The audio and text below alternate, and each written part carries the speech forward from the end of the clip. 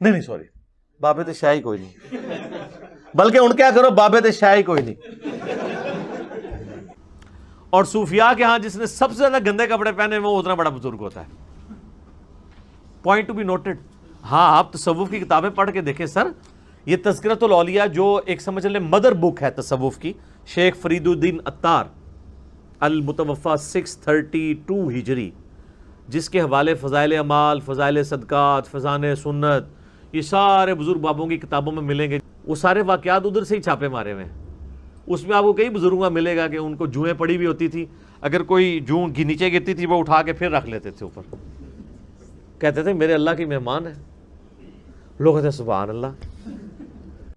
اور تذکرۃ الاولیاء کے اندر شیخ فرید الدین عطار المتوفی 627 ہجری، یہ کتاب پوری دنیا کے اندر صوفیاء کے حالات کے اوپر ایک ٹیکسٹ بک کے طور پہ مانی جاتی ہے، تذکرۃ الاولیاء۔ تو اس کے اندر انہوں نے بایزید بستامی کے اوپر ایک چیپٹر باندھا ہے، بایزید بستامی کی معراج، اور وہ کہتے ہیں کہ جی بایزید بستامی کو باقاعدہ معراج ہوئی ہے، جس طرح نبی علیہ السلام کو معراج ہوئی ہے، اور اس میں ان کا دعویٰ لکھا ہے کہ میں نے اللہ تعالیٰ کا مشاہدہ کیا ہے معراج کی رات، خواب میں نہیں، معراج کی رات جو انہوں نے معراج کی۔ اور اس کے بعد پھر کشف المحجوب اگر آپ پڑھ کے دیکھیں تو اس میں بایزید بستامی کے بارے میں آتا ہے کہ وہ کہا کرتے تھے سبحانی سبحانی ما اعظم شأنی، میں پاک ہوں، میری شان کتنی بلند ہے۔ تو علی بن عثمان اجویری کہتے ہیں کہ اصل میں اللہ ان کے منہ سے بولتا تھا، کوئی شخص خود تو یہ نہیں کہہ سکتا اپنے بارے میں، تو وہ بولنے والی حق تعالیٰ کی زبان تھی بایزید کے منہ سے۔ اب یہ وہ عقیدہ ہے جو ہمارا نبی علیہ السلام کے لیے بھی نہیں ہے۔ ہم نبی صلی اللہ علیہ وآلہ وسلم کے قلب اطہر پہ قرآن کا نزول مانتے ہیں۔ ہم یہ نہیں کہتے کہ اللہ تعالیٰ رسول اللہ کے منہ سے بولتا تھا، بلکہ ہم کہتے ہیں اللہ تعالیٰ جو ان پہ نازل فرماتا تھا وہ وہی نبی علیہ السلام ارشاد فرماتے تھے۔ یہ عقیدہ تو ہمارا نبی علیہ السلام کے بارے میں بھی نہیں ہے۔ سید علی بن عثمان حجویری المتوفی 465 ہجری، انہوں نے کشف المحجوب لکھی ہے، اور اس میں وہ بایزید بستامی کے حوالے سے لکھتے ہیں کہ بایزید بستامی کہتے ہیں کہ جب میں پہلی دفعہ حج کے لیے گیا نا تو میں نے جو ہے نا وہ کعبہ دیکھا اور کعبے کے رب کو نہیں دیکھا۔ اب یہ کون سی ڈیمانڈ ہے، یعنی کہ وہاں پہ کوئی کون تھے جی بایزید بستامی؟ مختصر بسم اللہ الرحمن الرحیم۔ حضرت بایزید بستامی رحمۃ اللہ تعالی علیہ فرماتے ہیں کہ جب پہلی بار میں حج کے لیے گیا اور میری نظر پڑی تو میں نے دیکھا کہ خانہ کعبہ ایک عمارت ہے۔ اور کہتے ہیں پھر جب میں اگلی دفعہ گیا نا تو پہلا حج تو کہتے ہیں میرا ضائع گیا، اگلی دفعہ گیا تو میں نے بیت اللہ کو بھی دیکھا اور بیت اللہ کے رب کو بھی دیکھا، اور یہ وہ دعویٰ خواب میں نہیں کر رہے، بیداری میں کر رہے۔ تو کہتے ہیں کہ جی میں نے کہا یہ بھی اس دفعہ بھی حج میرا گیا، کیونکہ یہ تو شرک ہو گیا۔ فرمانے لگے کہ یہ پتھر اور یہ سب کچھ یہ تو ہر جگہ موجود ہے۔ فرماتے ہیں کہ میں سمجھ گیا اس سال میرا حج قبول نہیں ہوا۔ فرماتے ہیں اس کے بعد جب میں دوبارہ گیا، دوسری بار حج کے لیے پہنچا تو میں نے کعبہ کو بھی دیکھا، صاحب کعبہ کو بھی دیکھا۔ کعبہ بھی اور بیت اللہ بھی، یعنی جن لوگوں کو ان چیزوں کی سمجھ نہیں ہے۔ اور پھر کہتے ہیں میں جب تیسری دفعہ گیا نا تو کعبہ غائب تھا، صرف اللہ کو دیکھا۔ تو کہتے ہیں پھر بھی میرا حج نہیں ہوا کیونکہ اس میں موجود تھا۔ فرماتے ہیں کہ اس سے بھی مجھے تسلی نہیں ہو رہی تھی، اور اس کے بعد جب میں تیسری مرتبہ پہنچا تو وہاں پر صرف مشاہدہ ہی مشاہدہ تھا۔ سبحان اللہ۔ ٹھیک ہے نا؟ تو اب یہ وہ ایک کہانی ہے، اور یہ اتنی عجیب و غریب کہانی ہے کہ اکثر لوگ سن کے اس کو سبحان اللہ ہی کہتے ہیں کہ پتہ نہیں کتنی کو بڑی علمی کو بات کر دیتی ہے۔ خواب والا معاملہ تو بہت چھوٹا ہے، وہ تو کہتے ہیں بیداری میں دیکھا ہے۔ کشف المحجوب جو تصوف میں پہلی کتاب ہے فارسی زبان میں، عربی زبان میں تو اور کتابیں اس سے پہلے لکھی گئیں، لیکن فارسی میں پہلی جو ٹیکسٹ بک ہے تصوف پہ، وہ اعزاز آپ کو حاصل ہے۔ یعنی آپ کے ملک پاکستان میں لاہور میں وہ دربار ہے المعروف داتا دربار، اس میں انہوں نے ڈائریکٹ دعویٰ کیا ہے۔ لوگ یہ کون سے اخلاقیات لوگوں کو واقعات سنا کے ان کی مت ماری ہوئی ہے۔ تو پھر لوگ ہمیں کہتے ہیں جناب کہ جی اچھا جی اس کا مطلب پھر آپ فلاں واقعے کو بھی نہیں مانتے، آپ فلاں واقعے کو بھی نہیں مانتے. باقی جو کچھ آپ نے بزرگوں کے بارے میں کلیم کیا ہے وہ تو ہم نے کتاب و سنت کے دلائل کی روشنی میں ثابت کر دیا کہ آپ نے جو کچھ بزرگوں کے بارے میں کلیم کیا تھا وہ سارے جعلی واقعات تھے. ناظرین اکرام، یہی وجہ تھی، یہ اللہ پہ کامل یقین تھا. جب کونیا کا محاصرہ کیا پیجو خان نے، ہلاکو خان کے پوتے نے، سب لوگ روتے ہوئے آپ کی بارگاہ میں گئے. آپ جا کے ایک ٹیلے پہ کھڑے ہو گئے، اللہ کی بارگاہ میں نماز پڑھنا شروع کر دی. لوگوں نے دیکھا، انہوں نے کہا یہ کوئی جاسوس ہے. اس کے سپاہیوں نے تیر مارنے شروع کیے، کوئی تیر ادھر گزر جاتا کوئی ادھر، آپ کو لگتا نہیں تھا. پیجو خان کو پتہ چلا تو وہ بڑا تیر انداز تھا. اس نے کہا یہ کیسے ہو سکتا ہے، میں آگے جاتا ہوں. اسے جا کے پہلے تیر مارے، تیر نہیں پہنچے. پھر وہ تلوار لے کے آپ کو شہید کرنے کی غرض سے آگے بڑھا. اس کے گھوڑے کے پاؤں زمین میں دھس گئے. اس نے کہا بابا جی مجھے معاف کر دیں، اور اپنی ساری فوجیں لے کے واپس آ گیا اور کونیا کو فتح نہ کر سکا. انہاں بزرگوں کو کہ جدوں تاتاریوں نے بغداد کی وہ سلطنت عباسیہ الٹی تھی اور سارا دجلہ جو ہے وہ مسلمانوں کے خون سے وہ سرخ ہو گیا تھا، تو اس وقت یہ کدھر بزرگ غائب تھے؟ یہ بزرگ تو تاتاریوں کے ہاتھوں وڈے گئے ہیں جناب. جی سب سے بڑا ان کا جو بابا ہے نا شیخ فرید الدین عطار، 627 ہجری میں فوت ہوئے ہیں، جنہوں نے تذکرۃ الاولیاء کتاب لکھ کے پوری دنیا کے اندر بابوں کے واقعات مشہور کیے ہیں. عربی میں یہ کتاب ہے، یہ ٹیکسٹ بک ہے. فضائل اعمال، فضائل سنت، آپ کو جتنی یہ کہانیاں سننے میں ملتی ہیں نا بزرگوں کے بارے میں، رابعہ بصریہ، بازید بستامی، جنید بغدادی، یہ ساری کہانیاں جمع کی تھی انہوں نے باپے نے 800 سال پہلے. اس کے تعارف میں آپ پڑھیں تذکرۃ الاولیاء کے اندر، تو اس کو تاتاریوں نے قتل کیا، خود یہ مارے گئے ہیں تاتاریوں کے ہاتھوں. ویسے تاتاریوں نے سارے بزرگ فیل کر دیتے سن، جتوں جاندے سن سب ملیا میٹ کر جاندے سن، سارے نگاہ مارنے والے گئے، سب کچھ ختم ہو گیا. ٹھیک ہے، وہ اللہ نے ایسی چیز انہوں نے مسلط کی تھی. اڑ لو. پھر آپ کو یہ بھی کہانی کرائیں گے کہ جی وہ دیکھیں ایک صحابی کے گھوڑے کے قدموں سے جو خاک اڑتی ہے وہ اس کے گھوڑے میں نتنوں پہ بیٹھے کوئی غوث کتب ابدال کوئی بزرگ وہاں نہیں پہنچ سکتا. اور سیدوں کے سردار غوث پاک کہتے ہیں حضرت امیر معاویہ کی سواری جب چلتی تھی نا، سواری گھوڑا ہو اونٹ ہو، تو اس کی ناک میں جو غبار آ جاتا تھا وہ ولیوں سے بہتر ہے. تو یہ تو صحابہ خود نہیں اڑ سک رہے، آپ تو بزرگوں کے اڑنے کے بارے میں کلیم کرتے ہیں. بنائی ہوئی کتنی کتنی کہانیاں بنائی ہوئی ہیں. آپ بزرگوں کے بارے میں کہہ رہے ہیں ایک رات میں 8 قرآن پڑھ لیتے تھے. ہم نے بخاری مسلم سے ثابت کیا ہے کہ صحابہ اکرام علیہم رضوان سے جب نبی علیہ السلام نے کہا تم میں سے کسی کی استطاعت ہے کہ 1/3 قرآن ایک رات میں پڑھ لیں، ان کا کس کی استطاعت ہوگی؟ حضور نے فرمایا سورہ اخلاص پڑھ لو، 1/3 قرآن کے برابر ہے. صحابہ تو کہتے ہیں ہم تو نہیں 10 پارے پڑھ سکتے. آج کی ڈیٹ میں اس پارے تو زمانے میں نہیں تھے. آپ کے بزرگ تو ایک رات میں ایک ٹانگ کے اوپر ایک قرآن، دوسرے ٹانگ پہ دوسرا قرآن پڑھتے تھے. فرماتے ہیں 40 سال عشاء کے وضو سے میں نے فجر کی نماز اور 15 سال اس طرح گزارے.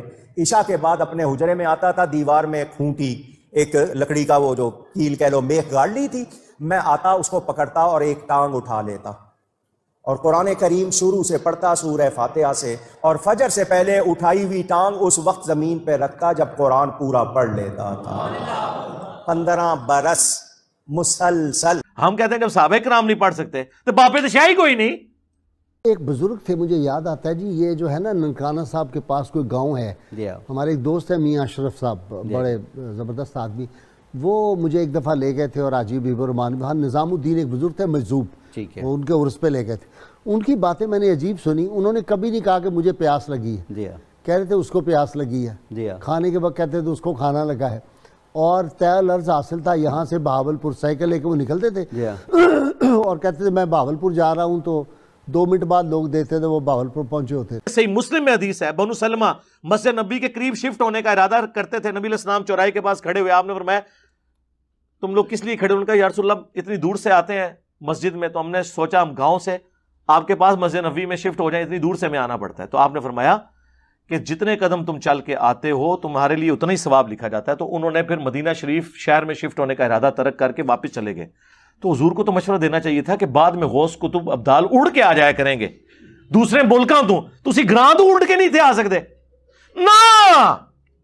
پرانیاں گلاں، پرانے بابے، پرانے فرقے. ٹھیک ہے.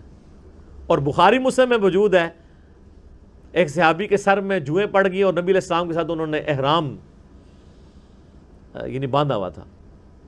تو انہوں نے کہا یا رسول اللہ علیہ وسلم مجھے یہ تو جوئیں پڑ گئی ہیں, جوئیں تنگ کر رہی ہیں, تو مجھے اجازت دیں میں بال منڈوا دوں. اب آپ جب تک احرام کی ساری پابندیوں سے آزاد نہیں ہوتے ہیں اس وقت تک تو بال نہیں منڈوا سکتے. پھر نبی علیہ السلام نے ان کو بال منڈوانے کی اجازت دے دی اور اس کے اگینسٹ پھر انہوں نے جو ہے نا وہ ایک دم بھی دیا. تو بعد کے بزرگ جو ہیں وہ جوئیں اٹھا کے اوپر رکھتے ہیں, گندے مندے رہتے ہیں. اور بلکہ سب سے بڑا بزرگ وہ ہوتا ہے جو گندا بھی نہ رہے, کپڑے ہی سارے اتار دے, اس کو سب سے بڑا بزرگ مانا جاتا ہے. وہ کہتے ہیں مجذوب ہے یہ, یعنی اللہ تعالیٰ کی محبت میں غرق ہو چکا ہے. یعنی اس کا مطلب ہے کہ اللہ کی محبت میں غرق ہونے کا مطلب یہ ہے کہ بندے کے کپڑے پہلے چلے جاتے ہیں.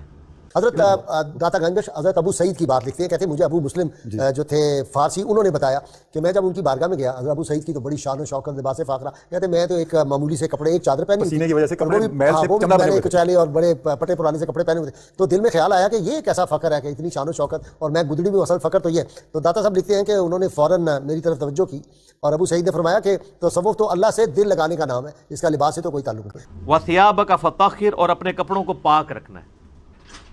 یعنی پیغمبر مبعوث ہوا ہے اور اسے کپڑوں کی پاکیزگی کا حکم دیا جا رہا ہے. تو اللہ تعالیٰ کی معرفت سب سے زیادہ مخلوقات میں سے کن کو ہوتی ہے؟ انبیاء کو. تو کہیں ملتا ہے کہ انبیاء کرام علیہ السلام پہ جب اللہ کی محبت کا غلبہ ہوتا تھا تو وہ کپڑے اتار دیتے تھے؟ کہیں ملتا ہے ایسی بات؟ تو یہ پھر اس لیے ہم کہتے ہیں کہ انبیاء کا جو دین ہے وہ اور ہے, بابوں کا دین اور ہے, اور کتابوں کا دین اور ہے. یہ بابوں کا دین ہے. پھر ان کو جو بھی کہانی کہیں سے ملی ہے نا وہ انہوں نے اسی طریقے سے سنی ہے اور آگے بیان کر دی ہے بغیر تحقیق کیے. حضرت ذوالنون مصری رحمۃ اللہ علیہ ان ہستیوں میں سے تھے جن کو اللہ تعالیٰ نے فنا فی اللہ کی منزل پہ, جن کو اللہ نے یہ قوت عطا کی تھی کہ وہ پتھر کو ہاتھ لگاتے تھے وہ سونا بن جاتی تھی. ابھی وہ آپ نے مصباحی صاحب کو سنا ہوگا, وہ کہتے ہیں جی داتا صاحب ہجوم میں کہتے ہیں رب کی عزت کی قسم, پورے کا پورا درخت سونے کا, اس کے پتے سونے کے. آپ فرماتے خدا کی عزت و عظمت کی قسم پورا درخت, اس کی ٹہنیاں, اس کا تنا, اس کی جڑیں بھی سونے کی ہو گئی, سارا, ہاں سارا ہی سونے کا ہو گیا. اچھا, نیچے دیکھا تو سونا, دائیں دیکھا تو سونا, بائیں دیکھا تو سونا, اوپر دیکھا تو سونا. اچھا, دائیں دیکھا تو سونا, بائیں دیکھا تو سونا, آگے دیکھا تو سونا, پیچھے دیکھا تو سونا. علی بن عثمان اجویری رشین سٹیٹس میں سے غالباً آذربائیجان یا کسی خراسان والی سائڈ پہ کسی بابے کو ملے ہیں. اس بابے نے اپنا واقعہ سنایا ہے کہ میرے پیر صاحب جو تھے نا وہ ان کو ایشو ہو گیا تھا کہ بال کٹوانے کے لیے پیسے نہیں ملے تھے, تو انہوں نے اللہ سے پیسے مانگے, اور وہ کہتے ہیں میں درخت پہ چڑھا ہوا تھا تو میں نے دیکھا اوپر دیکھا تو سونا, نیچے دیکھا. یہ بات علی بن عثمان اجویری نے نہیں دیکھی, نہ وہ چڑھے ہوئے تھے. ان سے اس بابے نے کہا, ان بیچاروں نے سیدھے سارے بندے تھے, کوئی ہماری ویڈیوز تو دیکھی نہیں ہوئی تھی انہوں نے کہ وہ پوچھتے کہ اما سونا کتوں نکل آیا. وہ اجویری صاحب نے نا وہ واقعہ اس بابے نہ لکھا ہے, اور اس کی ہم نے انجینئرنگ کی تھی, بخاری میں موجود ہے کہ حضرت ابوبکر صدیق رضی اللہ تعالیٰ عنہ علیہ السلام کو جب خلیفہ چنا گیا تو انہوں نے کہا کہ لوگوں تمہیں پتہ ہے کہ میرا کاروبار بڑا اچھا چل رہا تھا, لیکن اب خلافت کے امور تم نے میرے ذمہ لگا دیے ہیں, تو میں اپنے بال بچوں کو کیا کھلاؤں گا, تو یا تو میں تجارت کر لوں گا یہ. تو پھر صحابہ کرام نے مشورہ کر کے ان کا ایک وظیفہ مقرر کیا, اور بخاری کے الفاظ ہیں کہ مسلمان بیت المال سے ابو بکر ان کے گھر والوں کا خرچہ اٹھائیں گے, اور اس کے عوض ابو بکر جو ہے امور خلافت کو چلائیں گے. یعنی اسلام میں خلیفہ کا اتنا بڑا منصب ہے, لیکن اس کو بھی اکاؤنٹیبل ٹھہرایا جا رہا ہے پبلک کا, کہ پبلک تیرا روٹی پانی پورا کرے گی. آپ ذرا لیول دیکھیں. اور دوسری بات اس سے یہ کہ حضرت ابوبکر صدیق نے تو نہیں ہوا کہ وہ جب سامان اٹھانے لگے تو نیچے دیکھا تو سونا, اوپر دیکھا تو سونا, وہ تو بھائی خرچہ لوا رہے ہیں اپنا. یہ معجزات کو ہم مانتے ہیں, لیکن صرف پیغمبروں کے حق میں, کیونکہ پیغمبروں کو اللہ نے منوانا ہوتا ہے. کس لیے؟ اپنے تعارف کے لیے. پیغمبروں کے بعد کسی کو اللہ نے منوانا نہیں ہوتا. کرامت اور معجزہ الگ چیز ہے. معجزہ بھی کوئی کر کے نہیں دکھا سکتا جب تک کہ اللہ تعالیٰ کی طرف سے اذن نہ ہو جائے. مثلا جب موسیٰ علیہ السلام کے بارے میں قرآن حکیم میں کئی جگہ یہ واقعہ آیا ہے, جب اللہ سے ان کی پہلی ملاقات ہوئی ہے اس کی کیفیت اللہ بہتر جانتا ہے. اور اللہ تعالیٰ نے پوچھا ہے تیرے ہاتھ میں کیا ہے؟ انہوں نے کہا آسا ہے، میں اس سے جو ہے وہ اپنی بکریوں کے لیے پتے جھاڑتا ہوں اور بھی باقی کام بھی اس سے کرتا ہوں. تو اللہ تعالیٰ نے فرمایا کہ اسے زمین پر پھینکو. وہ پھینکا تو اتنا بڑا وہ اژدہا، سانپ یا اژدہا کوئی بہت بڑی اس طرح کی ایک چیز بن کے سامنے آیا. تو قرآن کے الفاظ ہیں موسیٰ علیہ السلام بھاگ گئے، اس سے ڈر کے بھاگے. اگر موسیٰ علیہ السلام نے وہ خود بنایا تھا تو وہ پھر ڈرے کیوں؟ ایک ہندوستان سے بہت بڑا جادوگر شعبدہ باز آیا اور آ کے متوکل کے دربار میں اس نے بڑے شعبدے دکھائے. امام نے کہا یار ہم تمہیں تب مانیں گے، بڑا تمہیں انعام و اکرام دیں گے اگر تم امام نقی علیہ السلام جو ہے نا ان کو کسی طرح تم شرمندہ کر دو.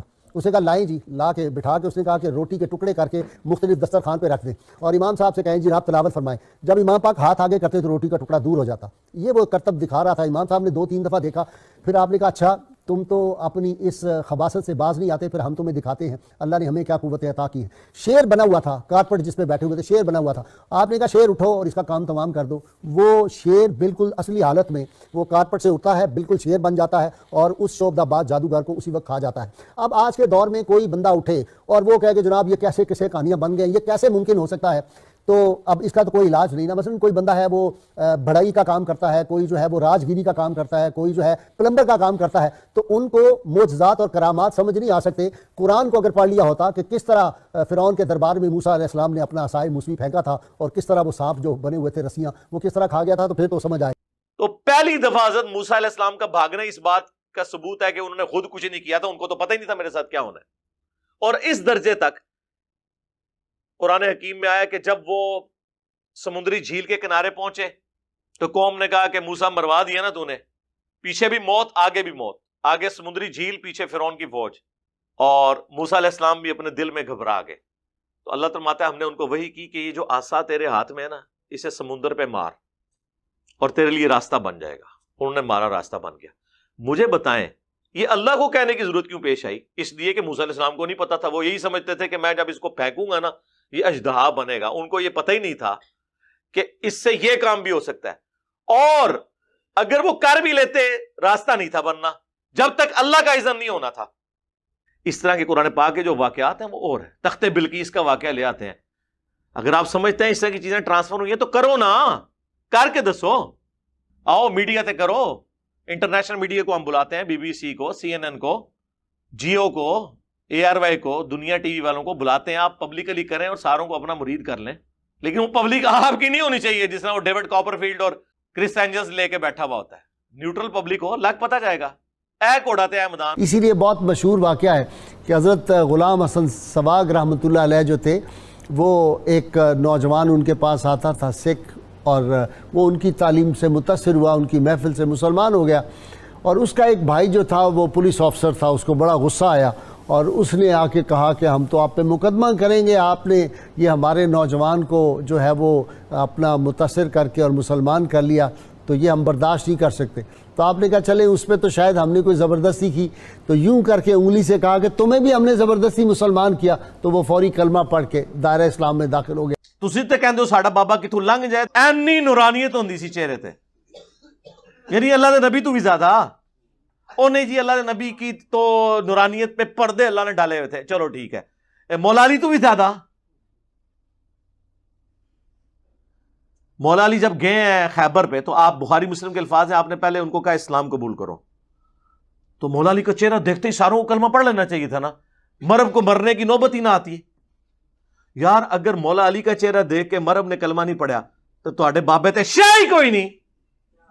اس طرح بے شمار ہندو جو تھے جب ان کے چہرے کے انوار کو دیکھتے تھے یا ان کے کلمات، تو اس وقت جو اہم مسئلہ تھا آپ نے تب واضح کیا. آپ نے فرمایا او دیکھو میں آخر کلمہ پڑھ، اسی جج کی طرف وہ کرنے کا لا الہ الا اللہ محمد. دوسرے کو کہا دیکھو میں آخر کلمہ پڑھ لا الہ الا اللہ. مر گئے روحانی طور پہ اس طرح کی کہانیاں کرا. لیکن اب اللہ کا شکر ہے بابے مر گئے جے، کیونکہ ویڈیو دی برکت نہ جو کوئی کرے گا کہیں گے یار لے آؤ.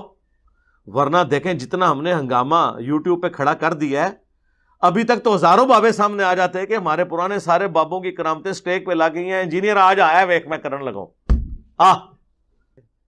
کوئی ایک سامنے آئے.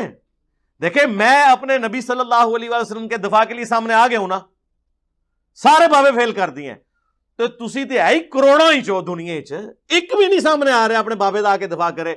تو خواجہ غلام حسن پیس رحمۃ اللہ کی یہ صفت واضح تھی کہ آپ کئی دفعہ اشارہ نہیں بھی کرتے تھے, صرف اس کو دیکھ لیتے تھے. ٹھیک. اور وہی کہ سرکار نے فرمایا کہ آپ کے وصال کے بعد لوگ آپ کے سکھ اور ہندو بھاگتے تھے دور کہ کہیں مسلمان نہ کر دے. تو جب آپ کا وصال ہوا تو وصال کے بعد آپ کی میت مبارک کو لے کے جا رہے تھے, تو سکھ جو بھاگتا دوڑتا تھا, ڈرتا تھا کہ نہیں جانا سامنے, اس نے کہا آج تو وصال ہو گیا, آج تو دیکھ لو. اچھا. تو جب وہ بھاگ کے گیا اور ہجوم تھا کافی بھاگ, اس نے کہا ہٹ جو مجھے دیکھنے دو, آج تو دیکھنے دو. تو جیسے ہی دیکھا کہا لا الہ الا اللہ. واہ سبحان. وہ آپ کے بزرگ تو نگاہ مار کے سجے پاسے اسلام پھیر کے حافظ, کھبے پاسے اسلام پھیر کے ناظرہ بنا دے رہے نے. ٹھیک ہے, کرتے رہنا تو ان بھی کرو نا. اور ہمیں کیا کہانیاں سنا سنا کے ٹوکے پکڑا دیے امام کے ہاتھ میں, جی او جی امام مالک فرماندے نے امت مر جائے اگر نبی دی گستاخیاں ہو رہی ہیں نے. امام مالک فرماندے سن پھر امت زندہ کیوں ہے, پھر مر جائے ساری, پھر مر جائے ساری. پوری عالم اسلام اس وقت یا تو مر جائے, یا تو مر جائے سارا عالم اسلام, یا پھر حضور کی عزت پر پہرا دے. بس سرکار اے غوث کتب ابدال امت نہیں ہے, انہوں نے اپنے نبی کا کلمہ نہیں پڑھا ہوا, یہ تو بلکہ چیمپئن ہے.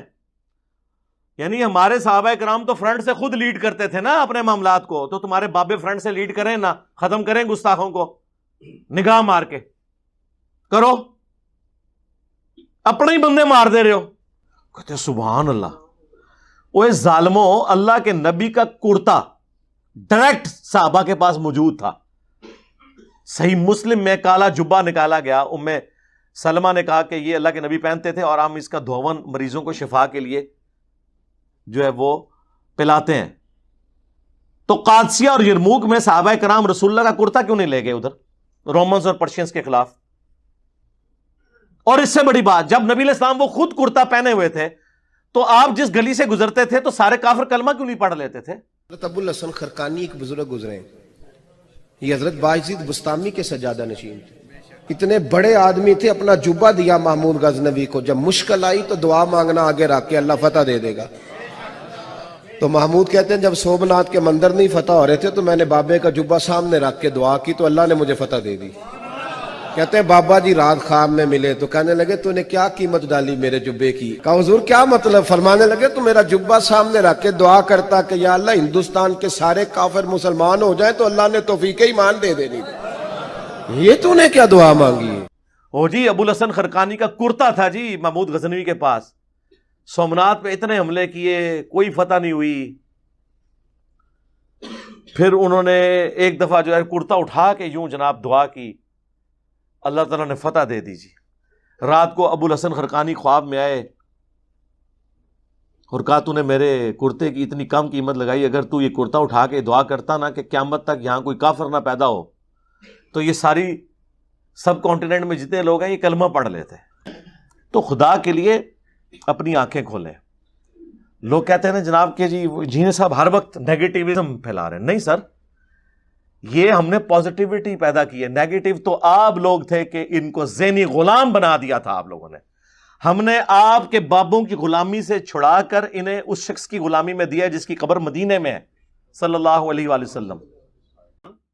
صحیح بخاری میں آتا ہے کہ یہودیہ نے حضور کی دعوت کی اور آپ کو زہر دے دیا. کچھ اصحاب اس زہر کی وجہ سے شہید ہو گئے. حضور کی بھی زبان پہ آپ نے رکھا تو اللہ نے معجزانہ طور پہ آپ کو بتا دیا, لیکن اس کا اثر آپ کے اندر چلا گیا. اور ابو داؤد میں تفصیل ہے کہ ان صحابہ کی شہادت کے عوض نبی علیہ السلام نے اس یہودیہ کو قتل کروایا. اور بخاری کے الفاظ ہیں, اے عائشہ وہ جو 4 سال پہلے میں نے وہ زہر آلود کھانا کھایا تھا آج بھی میری رگیں کاٹ رہا ہے. اس زہر کا اثر واپس آیا اور آنری طور پہ حضور کو شہادت کی, اللہ تعالیٰ نے موت دی, لیکن یہ آنری شہادت تھی. تو اب مجھے بتائیں اگر صحابہ کرام علیہم رضوان زہر آلود کھانا کھا لیں اور شہید ہو جائیں, اللہ کے نبی بھی زبان پہ رکھیں اور آپ کی رگیں وہ کاٹے, تب بابے تے شاہی کوئی نہیں. انہوں نے بولا کہ نہ بولا؟ ہاں. اور جڑے سمجھنا سی بڑی شہ وہاں زہر تیار کرنے ہیں تواڈے واسطے, اپنے ہتھی دیاں گا تانوں. آج وہ جڑا بابا ہے سب فراڈ ہے.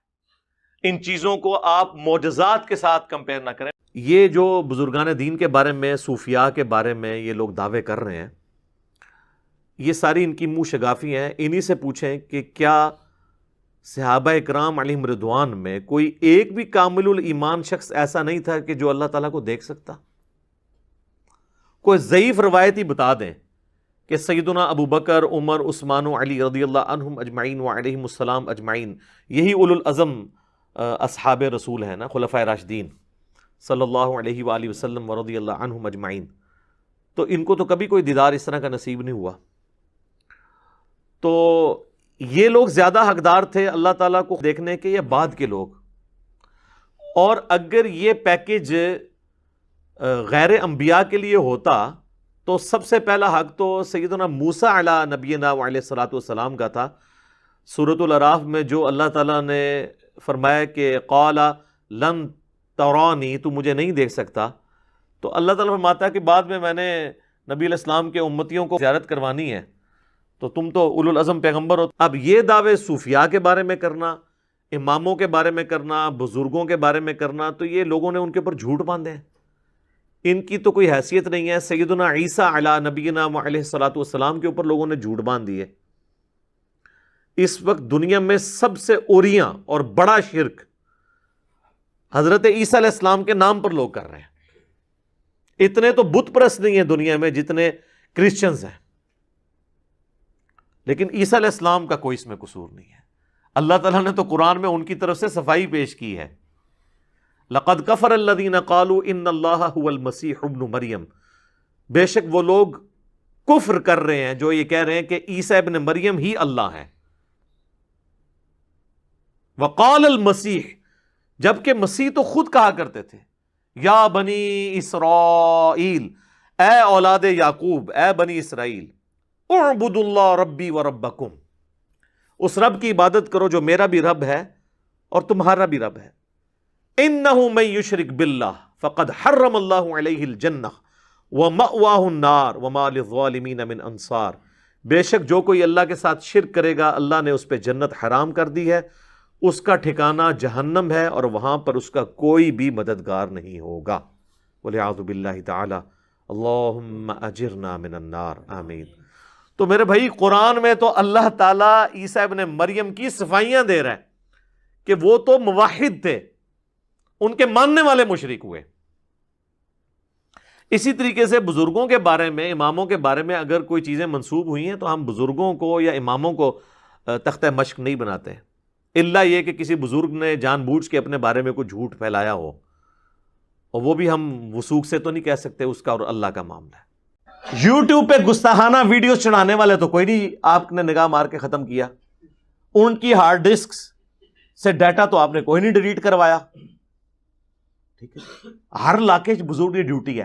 سرکار منو دسو ہے جتھے یوٹیوب دیاں پئیاں نے ہارڈ ڈسک، اتنے کہڑے بابے دی ڈیوٹی ہے؟ او منو دسو کہڑا بابا جے. پہلے تو میں انہوں پوچھا نا ماما کیڑی ڈیوٹی کیتی ہے تو؟ کارنا ڈیوٹی.